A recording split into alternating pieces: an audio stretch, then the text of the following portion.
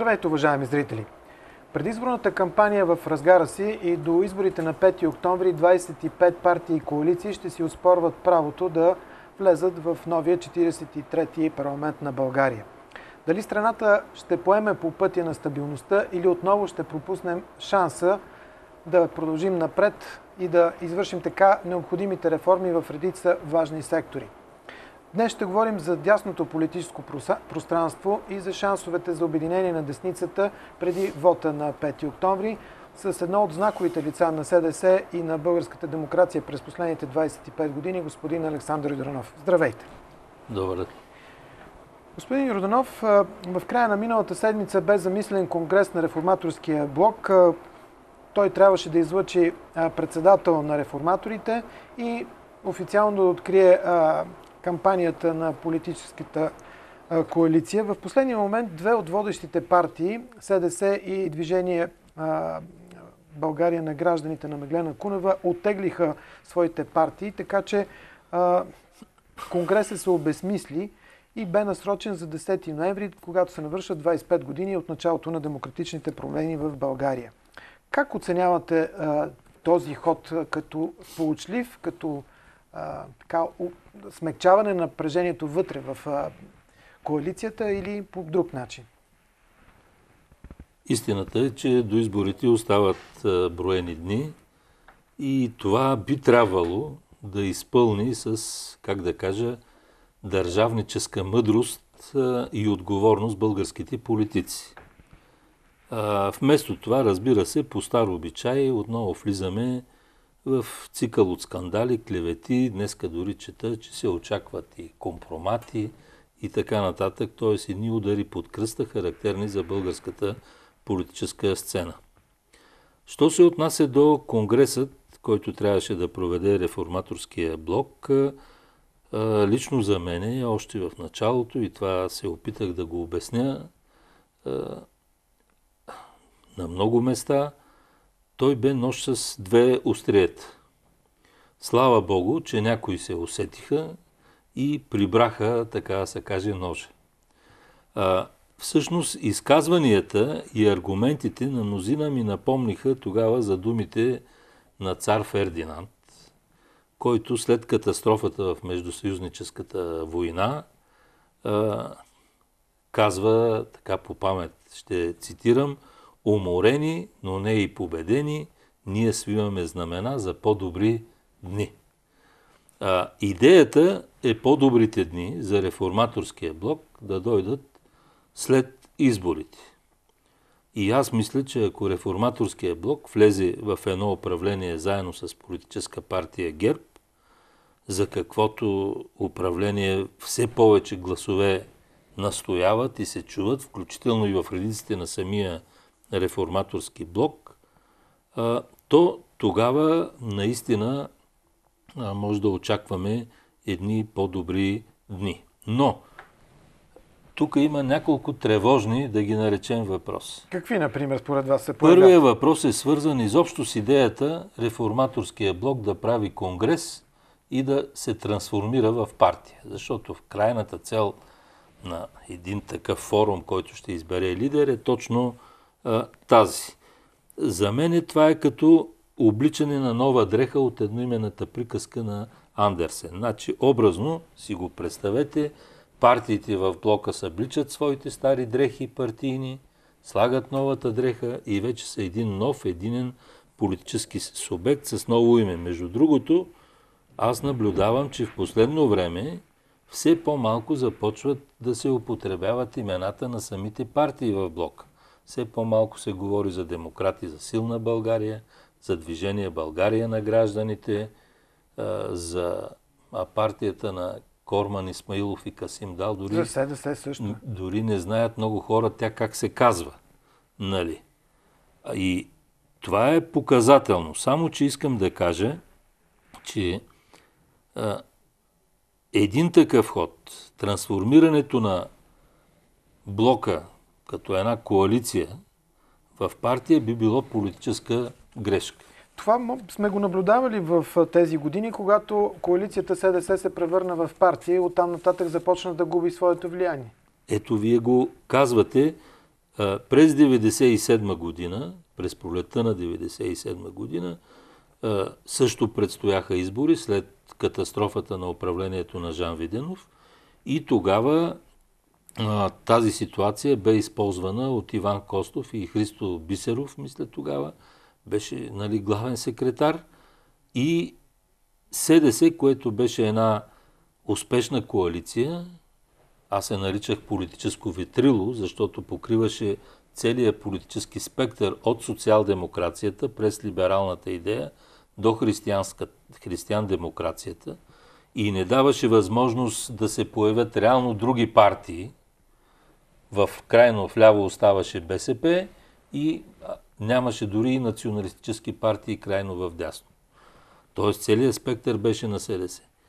Вместо това се отиде към идеята да се смачкат тези партии, а между тях имаше партии, които носеха, как да кажа, потомствено демократичната култура на старите буржуазни партии от преди 9 септември. Като радикал-демократическата, демократическата партия, това са стари партии. Това ветрило, това многоцветно ветрило, от което можеше много по-добре да се развие след това клона на българската демокрация, бе трансформирано в една партия. Някои казват дори и то си беше просто така с много силно еднолично ръководство. Лидера на партията тогава не случайно му изкараха този прякор командира, дали да го наричат. И просто СДС си стана една от многото партии вече в България. Освободи политическо пространство, появиха се нови. Затова именно казвам, че от една страна сега самата идея да има реформаторски блок като коалиция е като косвено признание за грешката с превръщането някога на СДС в партия. Но е вярно и обратното. Опитът пък на някой сега да превърнат реформаторския блок в партия е опит за повторение на грешката, допусната някога с СДС. И мисля, че това не е добър път. Би трябвало тези млади, нови лица, лидери, да се научат на коалиционна култура, на диалог вътре в тази коалиция и да не си правят, как да кажа, взаимно номера. И тук е втория тревожен въпрос. Днеска чета, например, в сайтовите, че някои политици от реформаторския блок вече говорят за кратковременен мандат на евентуално бъдещо правителство. Това е също политическа, психологическа, ако искате я наречете, грешка. Защото ако едно управление още в началото декларира, че ще управлява кратко, това автоматично в нашите балкански български условия означава слаба позиция. И е нормално тези, които са опозиция, още от първия ден да започват да приканват. Хайде, времето ви изтече, давайте оставката, не може да управлявате, за това бягате, кога вече ще свършва краткото ви управление. Тоест, ние влизаме евентуално с такава теза, ако влезе реформаторския блок в бъдеща коалиция, той вкарва една слабост първоначална в коалиционното партньорство. И това не е добре. Не е държавнически, не е умно. Въпреки разногласите в коалицията, за които вие споменавате, все пак партиите се умяха да излъчат не чак толкова трудно листи, което говори, че тези различия могат да бъдат преодоляни и не са чак толкова крайни. Наистина имаме 25 години политически опит, добър или лош, но той е опит. След като в началото на демокрацията сме могли в Съюза на демократичните сили с много спорове, дебати, аз ги помня, това бяха едни безсънни дни и нощи, особено когато наближаха избори, да се постигат тази коалиция от 16 партии да постига своите интереси в изборните листи, значи може и 4-5 партии, които при това не са и толкова големи, както някога, когато бяха партиите в СДС, може и сега да постигне разбирателство и добре, че са го постигнали. Но ето вие отново ме вкарвате да предупредя за още една опасност. От сега, например, някои партийни функционери, няма да казвам от коя партия, за да не създавам интриги, но развиват теорията, че вътре Значи, ако се гласува за реформаторския блок, трябва да се ползват преференциите и да се местят съответните партийни кандидати. Тоест, всеки да си гласува за своя си партиен кандидат, евентуално да го премести по-нагоре.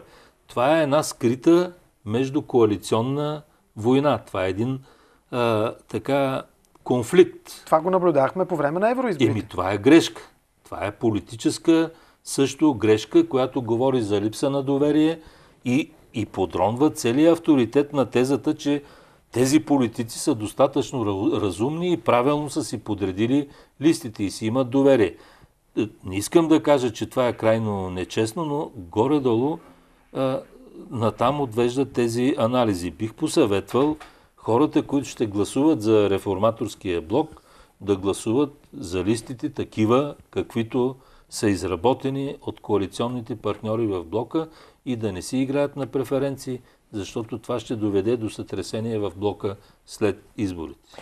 Много наблюдатели казаха, че самия реформаторски блок сгреши, когато доста преди изборите започна да поставя условия, да оценява в партньорите си в дясно какви да бъдат отношенията им преди и след изборите. Наричам го, значи много от нещата, които се случват в българската политика, са така детски левичарски болести. Те такъв тип именно поведение на разсърдил се един на друг, или някой се прави на голям революционер, или нещо генерално ще променя и прочее в държавата. Всичкото това е левичарска болест, някакъв закъснял марксизъм, ленинизъм, недоизлекуван, ненаучен, дори правилно и така нататък. Това е тревожно. Ролята на реформаторския блок би била силна и конструктивна, ако наистина заедно с ГЕРБ формират едно стабилно правителство за 4 години и реализират своите идеи във властта, защото няма как да си реформатор без да си на власт. Реформатор е този, който когато е на власт показва, че прави реформи. Тоест, пътя за реформаторството за реформаторите е още далеч. Той минава през правителство заедно с политическа партия ГЕРБ. И тук е важно и още нещо. Важно е идеите за реформи, за промени, за стабилност и така нататък, не просто да се приемат и да избягаме от отговорността за тяхното провеждане, отивайки в някаква нова дестабилизация или нови избори и прочее, а точно обратното. Трябва да има време на управление от 4 години, в което след като си направил в първите месеци, примерно на управлението реформите, да можеш да береш плодовете от тези реформи, ако наистина са положителни, към края поне на мандата, за да може след това хората отново да гласуват за тебе. А не плодовете, евентуално от добрите реформи, да ги обере опозицията. Добре, към сегашния момент какви са шансовете за такова дясно управление с оглед на това, че и ГЕРБ, и някои от партиите в реформаторския блок са идейно близки и са членове на Европейската народна партия? Ето, вие казвате, просто европейското поведение налага това партньорство и налага създаването на едно стабилно коалиционно правителство в България след изборите. Мисля, че и в това студио, дори съм го казвал, в смисъл, че дори и ГЕРБ да спечели собствено мнозинство, да приемем, че така ще завършат изборите. Самата партия ГЕРБ се стреми към това и е нормално да се стреми. Но дори аз би ги посъветвал, дори и да спечелят такова собствено мнозинство, все пак да потърсят коалиционен партньор в лицето на реформаторския блок. Мисля, че при всичките си така младежки изхвърляния, да ги наречем, в реформаторския блок има сериозни политици, които ще разберат, че е по-важно държавата да има сигурно и стабилно управление 4 години, отколкото тези детски левичарски игри на вечни дестабилизации, нови избори. Идеята избори до дупка, която се лансира, нали, аз познавам, нали, Георги Марков на времето повтаряше непрестанно, нали, в български, в балкански условия, тезата избори до дупка, обикновено се трансформира в ситуация едни пият, народа плаща, или никой не знае кой пие, кой плаща. Или пък Байгановото всички са маскари. Или всички са маскари и изобщо води до една несигурност и нестабилност на живота. България има нужда както от определени реформи, но така и още повече дори от спазване на законите, които също са приемани в тези години от реформатори. Нека да не смятаме, че когато, примерно, ще дам един пример, един политик, който е бил първо в СДС, после е минал в примерно демократи в НДСВ и след това в България на гражданите и така нататък, най-накрая се е получил реформатор. Значи във всичките тези години са правени реформи и доста от новите закони, които са приети и които действат, са добри. Те са реформаторски сами по себе си. Въпросът е, че те не се спазват и на нас ни е необходимо едно стабилно, авторитетно правителство, което да наложи най-после в тази страна така чувството и увереността, че законите важат за всички еднакво и те трябва да се спазват. Безспорно има сфери, в които трябва да се извършват някои промени, за да се подобри ситуацията и там е работата именно на експертите в тези две политически партии. Мисля, че те ще се справят. Споменахме датата 10 ноември и скоро ще отбележим 25 години от началото на демократичните промени. Много хора, които обективно мислят в нашата страна, могат да направят разликата от преди и сега. Какво обаче стана с синята идея, която изкара толкова милиони хора по улиците и площадите на България? Задавам този въпрос почти на всеки наш гост, който е свързан с десните сили в България, които донесоха новото мислене. Синята идея е в всеки демократично мислещ човек, независимо за коя партия гласува. Ако е демократ, идеята е в него. Сега дали той ще я нарече синя, е друг въпрос. Аз се наричам синя идея. Синята идея беше една надежда за демокрация, за свобода на словото, на движението, за отваряне на България към Европа, за членство на България в Европа, в НАТО. Много от тези неща се постигнаха. Така е. И ние не трябва да бъдем черногледи. Напротив, трябва да виждаме доброто в прехода и да го изтъкваме като пример за бъдещето. Защото нека да не мислим винаги, че зад гърба ни е само лошо, а напред ни чакат едни светли добрини. Не е така в живота. В живота и когато се обърнеш назад има добро, и когато мечтаеш за бъдещето, също се надяваш на нещо добро. Синята идея беше волята на хората за един по-добър живот. Тя не се изпълни изцяло, не се случи както може би всеки лично си е представил, но тя продължава да е жива и аз мисля, че и новите партии, които се появиха на терена, ето сега и ГЕРБ, и тези реформатори, и прочее, всеки един от тях носи частица от тази синя идея и вярвам, че ще направят така, че тя да продължи да се реализира.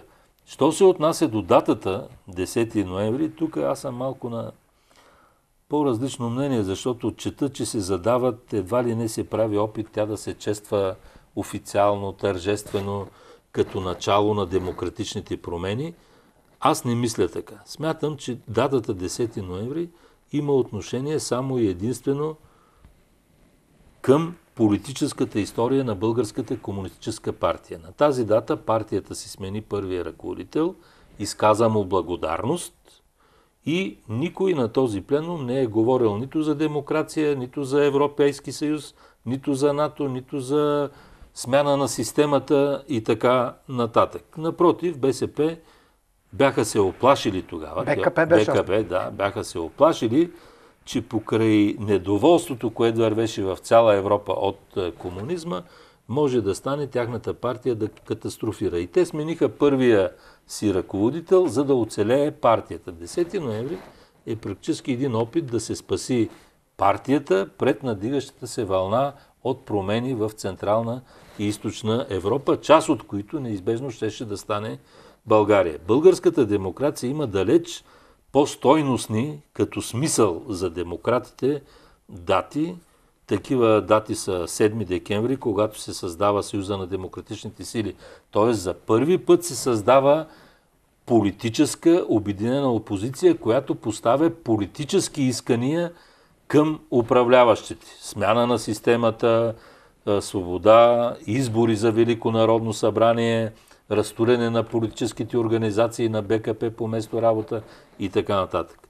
Имаше и дати като 14 декември, когато хората скандираха долу член 1, а тези същите, които някои наричат, че от тях уж била тръгнала демокрацията, Джуров, Младенов и прочие, бяха готови да извикат на 14 декември танковете. И Младенов произнесе фразата танковете да дойдат, заради което след това бе принуден да си подаде оставката. Тоест, демокрацията има свои символни дати.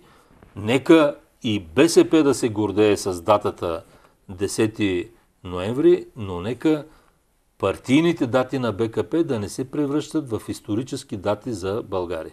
Благодаря ви за този разговор. Така завършва днешното издание на Подлупа.